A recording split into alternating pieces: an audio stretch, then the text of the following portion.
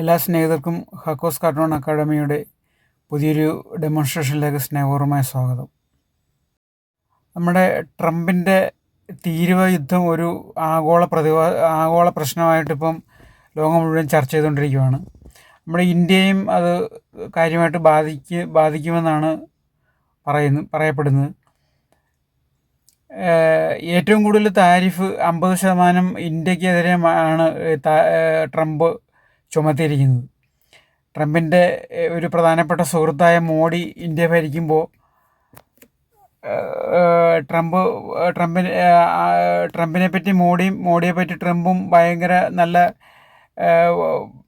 വർത്തമാനങ്ങളൊക്കെ പറഞ്ഞുകൊണ്ട് നടക്കുന്ന സമയത്ത് നനച്ചിരിക്കാതെയാണ് ഇന്ത്യക്കെതിരെ ട്രംപ് ഇങ്ങനെ ഒരു കനത്ത തീരുവ അടിച്ചേൽപ്പിക്കുന്നത്.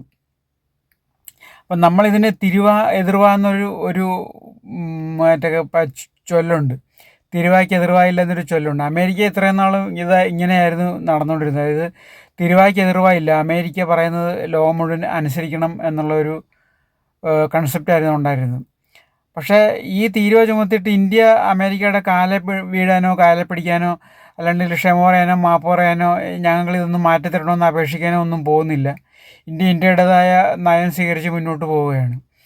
അത് പണ്ടൊരു ഇതുണ്ട്, നീർക്കോലി വിചാരിച്ചാലും അത്താഴം മുടങ്ങുന്നൊരു പഴമയുണ്ട്. അത് കണക്ക് ചെറിയ ചില ഡാമേജുകൾ ഇന്ത്യക്ക് വരും എങ്കിലും ഇന്ത്യ പിടിച്ചു നിൽക്കാൻ തന്നെയാണ് ഇന്ത്യയുടെ തീരുമാനം.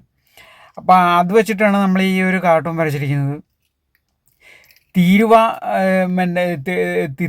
എതിർവ എന്നുള്ളത് തീരുവ എതിർവ ആക്കിയിരിക്കുന്നത്. അതായത് അമേരിക്കയുടെ തീരുവയ്ക്ക് ഇന്ത്യ ഒരു എതിർവ ഉന്നയിച്ചിരിക്കുകയാണ്. ഇത്രയും നാളും എതിർവ ഇല്ലായിരുന്നു, ഇപ്പം മോഡിയുടെ ഒരു എതിർവ ഉണ്ട്. അതായത് ഒരു തവള, ഒരു പാവപ്പെട്ട ഒരു ചെറിയ തവള തിന്നാനായിട്ട് നീർക്കോലി ഇങ്ങനെ വന്നതാണ്.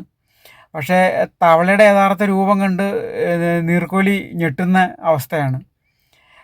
ഈ തവള നീർക്കോലിയെ വിഴുങ്ങുന്ന ഒരു അവസ്ഥ.